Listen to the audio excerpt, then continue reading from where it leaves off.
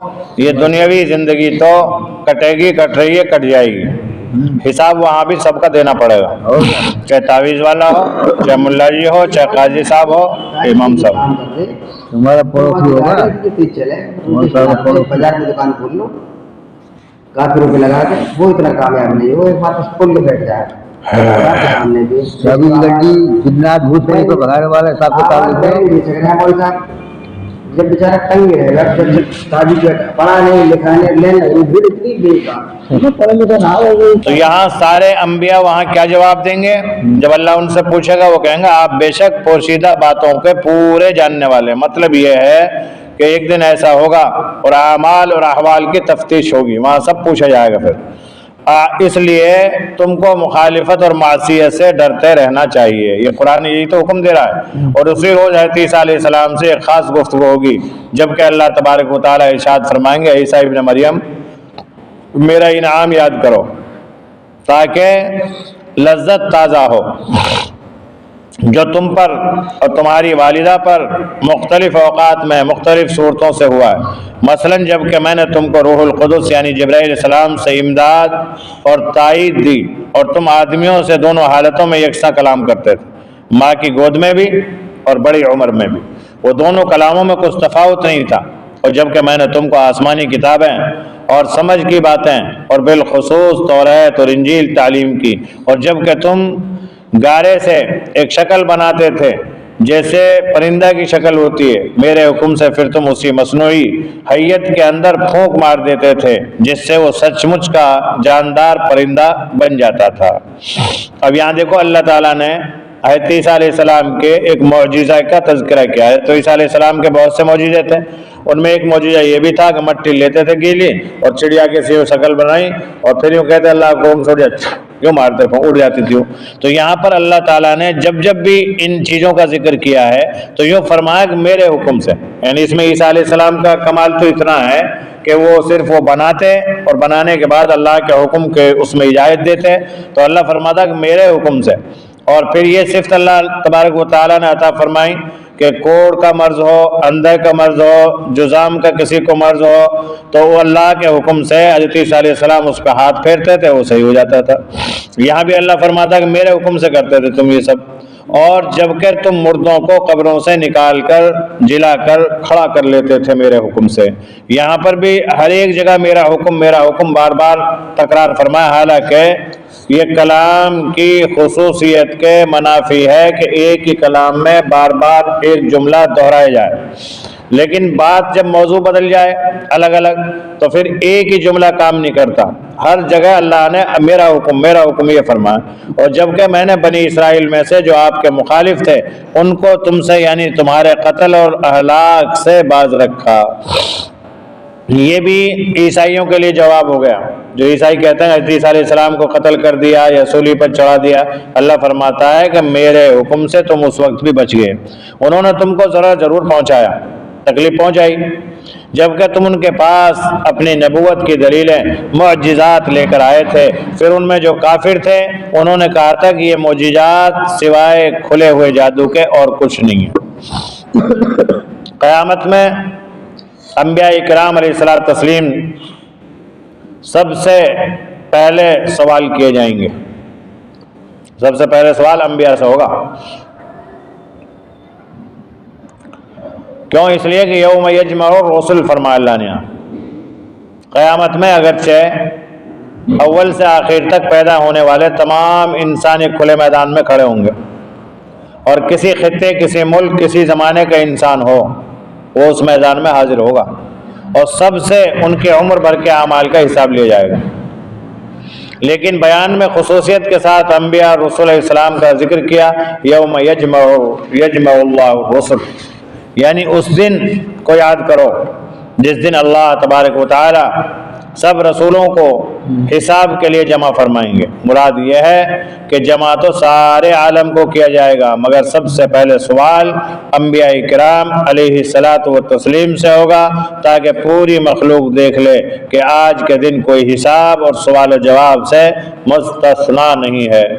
پھر رسولوں سے سوال کیا جائے گا، وہ یہ کہ ماذا اجبتم، یعنی جب آپ لوگوں نے اپنی امتوں کو اللہ اور اس کے رسول کے دین حق کی طرف بلایا تو ان لوگوں نے آپ کو کیا جواب دیا تھا؟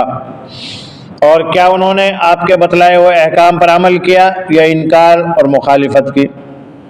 دو ہی چیزیں ہوں گی، یا تو انکار کیا ہوگا یا مخالفت کی ہوگی یا پھر حکم پر چل کر عمل کیا ہوگا۔ یہ تین چیزیں ہو گئی، عمل، انکار، مخالفت۔ اس سوال کے مخاطب اگرچہ انبیاء کرام اسلام ہوں گے لیکن در حقیقت سنانا ان کی امتوں کو مقصود ہوگا۔ جیسی آیت کا لانا، یہ سنانا ہے امت محمدیہ کو۔ اب یہاں ساری چیزیں ہماری سامنے آئیں گی، ہم نے کیا کچھ کیا۔ جب اللہ تعالیٰ یہاں نبی اور رسولوں کو نہیں بخشا تو ولی تو بعد کی بات ہے، اور پھر ہماری آپ کی حیثیت ہی کیا ہے؟ جو بہت سے ہم لوگ یوں کہہ دیتے صاحب دیکھا جائے گا، جو ہوگا کر لیں گے۔ کیا کر لیں گے؟ کچھ بھی نہیں ہوگا۔ جب انبیاء اور رسول سے سوالات ہو رہے ہیں ان کی دعوت کے بارے میں کہ تم نے ہمارے پیغام کو پہنچایا نہیں پہنچایا اور تمہیں اس کا کیا جواب ملا، مقصد یہ ہے کہ اللہ کو سب پتہ ہے کہ کس نبی نے کتنے حق کو ادا کیا، لیکن امت کی زبان سے سننا چاہیں گے اور امت کو یہ دکھلانا چاہیں گے کہ دیکھو ہمارے نبیوں نے تمہیں یہ سب باتیں بتلائی تھی، سنائی تھی، لیکن تم نے ہی ان کی باتوں کو نہیں مانا تھا۔ ان کی شہادت سب سے پہلے ان کے رسولوں سے لی جائے گی۔ امتوں کے لیے وقت بڑا نازک ہوگا، وہ تو اس ہوش روبہ ہنگامے میں انبیاء کرام علیہ السلام کی شفاعت کے متوقع ہوں گے، ادھر انبیاء کرام علیہ السلام ہی سے ان کے متعلق سوال ہو جائے گا۔ یعنی لوگ تو یہ کہتے ہیں نا گوشت کا دامن نہیں چھوڑیں گے، اب وہاں دامن اول تو وہاں دامن ہی نہیں ہوگا، ننگے ہوں گے سب، کیا دامن پکڑے گا؟ جو ہے ہی نہ دامن۔ اور اگر ہے بھی دامن، رحمت کا دامن اگر کسی کو ملے گا بھی، اللہ کی رحمت کا پرتو اور سایہ، لیکن وہاں ان سے پہلے ہی سوال ہو رہا ہے جن سے ہم امید لگائے بیٹھے ہیں۔ امید گرچہ غلط نہیں ہے لیکن اس امید کا طریقہ ہم نے سمجھا نہیں ہے۔ ہم تو یہ سوچیں کہ بس وہاں جا کے ہم کہہ دیں گے یا گوس ہم تو تیرے گوس یوں کہہ گا پہلے مجھے تو چھٹکارا پا لینا، میں تو نمٹ لوں پہلے اللہ سے۔ تو سارے یہاں اس آیت شریف ہم بیان فرمائے گیا یوم یجمع اللہ الرسل، اللہ سارے نبیوں سے سارے رسولوں سے سب سے پوچھ معلوم فرمائے گا۔ تو ظاہر ہے کہ انبیاء کرام علیہ السلام کوئی غلط یا خلاف واقع بات تو کہہ ہی نہیں سکتے، انہوں نے کوئی جرم کیا ہی نہیں تھا۔ اس لیے مجرموں اور گنہگاروں کو اندیشہ یہ ہوگا کہ جب خود انبیاء کرام علیہ السلام ہی ہمارے جرائم کے شاہد بنیں گے تو اب کون ہے جو کوئی شفاعت یا مدد کر سکے گا؟ اس سے دو جھٹکے لگیں گے وہاں لوگوں کو۔ ایک تو یہ جھٹکا کہ امید لگا رکھی تھی کہ یہ بچائیں گے، اللہ کو بھولے ہوئے تھے، تو اب یہ جھٹکا تو یوں ختم ہو گیا جب ان سے پوچھا جائے گا بھائی بتاؤ۔ اور دوسرا جھٹکا یہ کہ اب وہاں نبی گواہ بنیں گے، اللہ معلوم فرمائے گا، نبی عرض کرے گا کہ رب العالمین میں نے تو اپنا کام کیا تھا، تیرا پیغام پہنچایا تھا، لیکن میری امت نے مانا ہی نہیں تھا۔ اب ظاہر سی بات ہے کہ کوئی عدالت میں جج کے سامنے کھڑا ہو اور وہاں پر وکیل ہی گواہی دے دے ہمارے خلاف، تو ظاہر سی بات ہے پھر بچائے گا کون؟ کیونکہ عدالت میں بچانے کا جو ذریعہ بنتا ہے وکیل بنتا ہے، اور وکیل ہی وہاں ہمارے خلاف گواہی دے دے کہ نہیں صاحب میں بھی تھا وہاں اور میرے سامنے یہ معاملہ ہوا، اس موقع پہ میں خود موجود تھا، چشمدید تھا۔ تو اب ظاہر سی بات ہے دو جھٹکے ہو گئے۔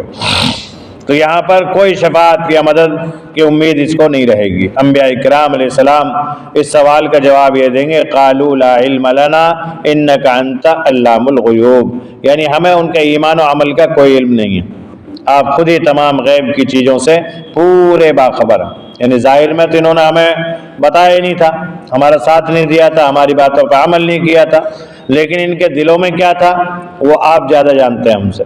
یہ انبیاء اور رسول وہاں پر جواب دیں گے۔ ایک شبہ کا ازالہ یہاں یہ سوال ہے کہ ہر رسول کے امت کے وہ لوگ جو ان کے وفات کے بعد پیدا ہوئے، ان کے بارے میں تو انبیاء علیہ السلام کے جواب صحیح اور صاف ہے کہ ان کے ایمان و عمل سے وہ باخبر نہیں ہے، کیونکہ غیب کا علم اللہ کے سوا کسی کو نہیں ہے۔ لیکن ایک بہت بڑی تعداد امت میں ان لوگوں کی بھی تو ہے جو خود انبیاء کرام علیہ السلام کی انتھک کوششوں سے انہی کے ہاتھ پر مسلمان ہوئے، پھر ان کے احکام کی پیروی کی، ان کے سامنے کرتے رہے۔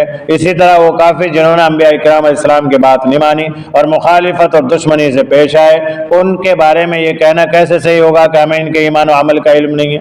تفسیر بحر محیط میں ہے کہ امام ابو عبداللہ رازی رحمۃ اللہ علیہ نے اس کے جواب میں یہ فرمایا کہ یہاں دو چیزیں الگ الگ ہیں، ایک علم جس کے معنی یقین کامل کا ہے، اور دوسرے ظن یعنی غلبہ گمان، وہ ظاہر ہے۔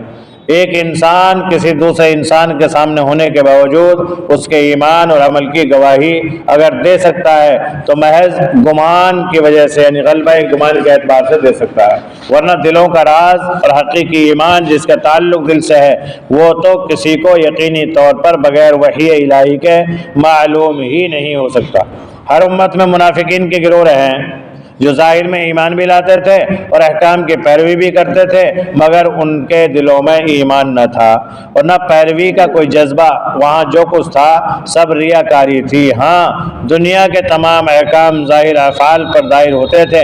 جو شخص اپنے آپ کو مسلمان کہے اور احکام خداوندی کا اتباع کرے اور خلاف اسلام اور ایمان اس سے کوئی قول و فعل ثابت نہ ہو، انبیاء کرام علیہ السلام ان کی امتیں اس کو مومن صالح کہنے پر مجبور تھے، خواہ وہ دل میں مومن مخلص ہوں یا منافق۔ اسی لیے نبی کریم صلی اللہ علیہ وسلم نے ارشاد فرمایا کہ نحن نحکم بالظواہر واللہ متولی السرائر، یعنی ہم تو ظاہر اعمال پر حکم جاری کرتے ہیں اور دلوں کے مخفی رازوں کا متولی خود اللہ جل شانہ ہے۔